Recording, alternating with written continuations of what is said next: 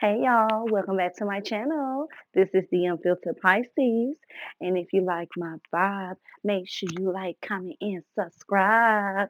Anyways, y'all, before we get into it, because I am back to do another video on the part two of her sister Brianna documentary, her mini doc, that's what we're gonna call it, because it's like really we want to take an estimate. It's around 9 minutes long and I only show the beginning clip, but we're going to get into the rest of the mini video on this video. But first, I want y'all to tell me down in the comments, do y'all think Pep would have went for this Claressa if he seen the picture of her? Because that makes me think about when Remy said, oh, he called you ugly, da da da da. And some of that might be true, but I don't think it's like to the way that she put it. I think Pap seems like the type that he's not gonna be like, mean about it. He'll probably say, hey, she may not have the looks, but hey, she can box her ass off. Or, her box and her talent make up for her looks. I don't see him saying she just hey, she busted. Hey, we never know though, because we don't know what he could have said behind closed doors, and that's probably what had Remy thinking like, "Girl, you nothing but a fool." The things this man has called you, but only she know, right? So she probably just gonna let her dig a hole for herself. But let's just do a scenario. Let's just say they met like on a little chat line type shit, right? And they're talking and texting, and he's like, "Hey, you ain't sent that picture yet." Oh, I wanna wait till I get myself dressed up, I ain't looking my best right now. Oh, it's all good, I ain't looking my best right now. 'Cause you keep stalling on sending me that picture. I just wanna make sure, you who I'm really talking to. Okay, but I just got done training and, working out. It's okay, it's okay. When you see me one, Imma send you one. Do y'all think if she send this picture, is he gonna keep talking to her or is he gonna block the number? Anyways, but we're just gonna get into the second part of the documentary, and y'all, I do have to say that I felt a little sympathy for her. And the reason why is because when we get down in, to the video, the reason why I felt the sympathy is because her reasons for, having a child, because she talks about how her mama used to kick her out. She basically used to the streets. Then she mentions how Claressa ain't have no choice but to, leave Flint and basically go for a career because if she would have stayed back in Flint, she would have been running the streets. But for the most part, her living situation, instead of there make you think like, Claressa, did you have a little money? Because you could have got her out regardless of how she wanted to be. If she wanted to stay or not, I would have said, no, you need to get yourself about this situation.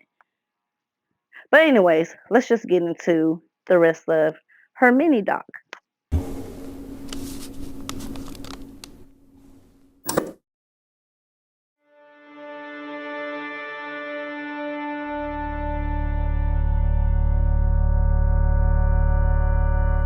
A lot of people don't even know me.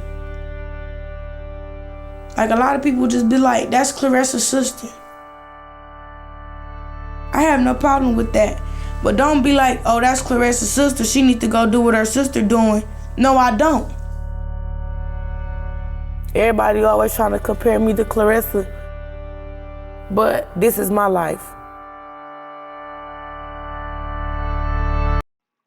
So the part that got me with this clip, now, okay, they bring the the background music, they have her do different poses.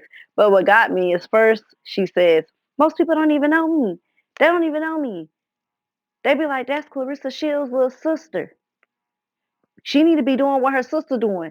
Do they know you or they don't know you? Or do you mean they don't even know who I really am, because every time they see me, they just comparing me to Claressa and just saying, oh, that's her sister, but not acknowledging me as, oh, that's Brianna.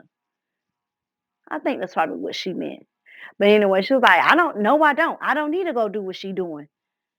Baby, you need to do something to get your ass up out of Flint.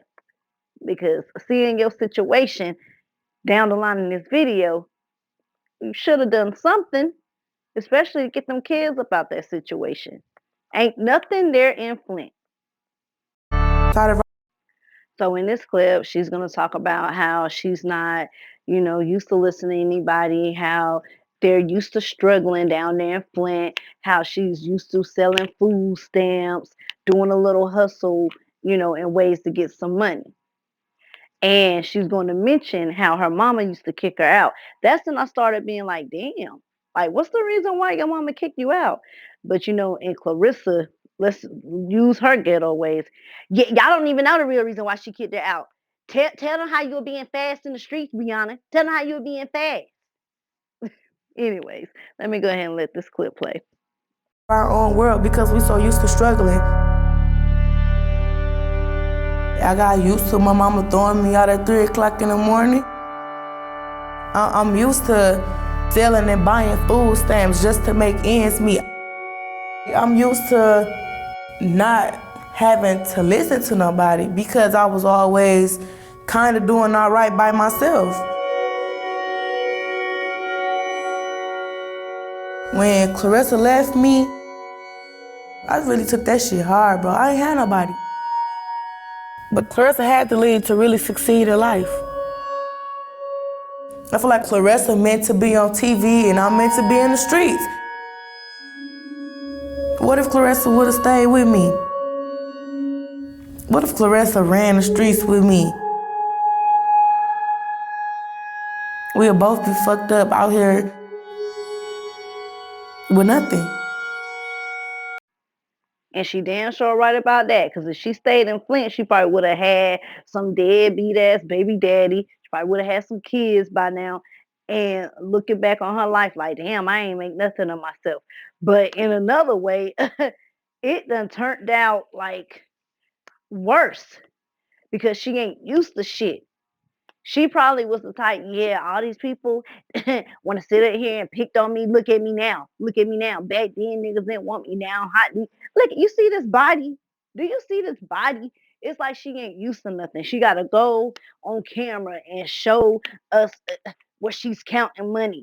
Like when she went and got that watch. Y'all see this? She wanted us to see on that damn POS machine where she was taking her card where you see it says 90K, 90K. You see that? Here go the card.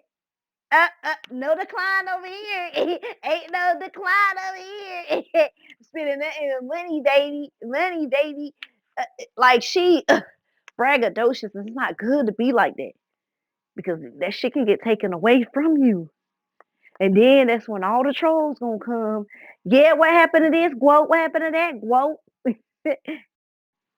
Okay, so I don't know if y'all seen the video where Claressa was talking about the GoFundMe and she was talking about her nieces and nephews and she mentioned Bradford.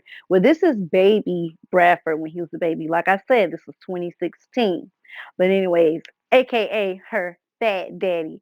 But my favorite part is when she like, fat daddy, I've been thinking of you.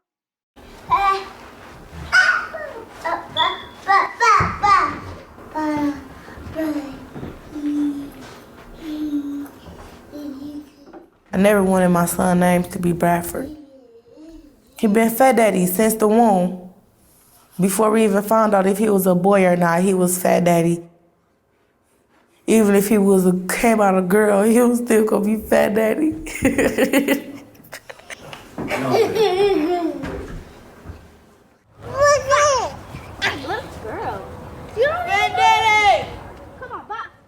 I'm a full-time Fat Daddy mama. That's what I am. That's my life now. Fat Daddy, come put your shoes on. Come on.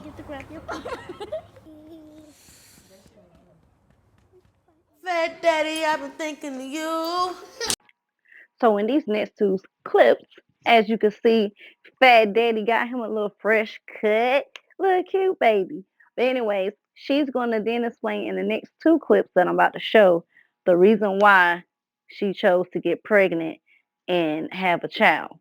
And this is where I started feeling, a little sympathy for her.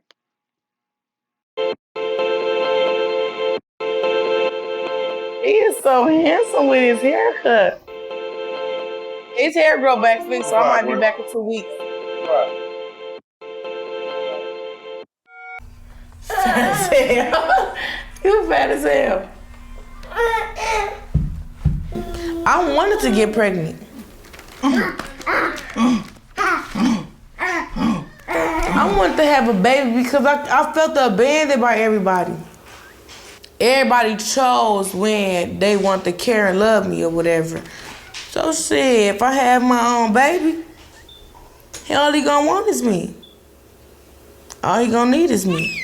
And all he gonna love is me. He gonna keep on loving me till the day he die. He ain't gonna never stop. I wanted my own baby. What stuck out to me is when she said people wanted to pick and choose when they wanted to, love me. So I figured, shit, I had my own baby. He gonna always love me. Basically, he gonna always care about me. He gonna be my emotional support and so forth. So that makes me think, Claressa, did you turn an on and off switch on when you wanted to deal with your sister? She talks about her mama kicking her out. So that makes me think that family dynamic was very dysfunctional. Because then Claressa said she stayed with her grandmother. Then now the mama and them want to come around once she tried to make a name. But anyways, that's why I felt a little sympathy for her because of that. Claressa is really living her life already. She got her shit together. Now I gotta get my shit together.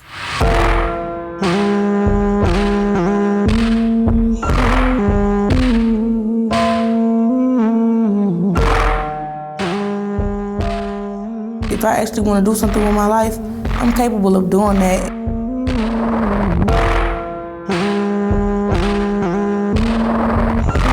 I can't let my situation define who I am. I can't let that make me. Baby, did y'all see how the Chinese lady was throwing down on her sewing in the hair store? I ain't never seen nothing like that. Like most of these hair stores, the Chinese will probably help you put the wig on or whatever. You want one of them quick to go wigs. Because my mama, like, she'll go to the wig store and they'll be like, we'll put it on for you now. You want to put it on for you now? Well, anyways, that's about the summary of it. Like I said, the documentary is very short. It's like at the most 9 minutes long. But in this ending clip, she's basically saying Claressa got her shit together. Now I got to get my shit together. So I'm wondering because Claressa in the video, I got to find the video, but she said, my sister called me and said, I'm tired of being here.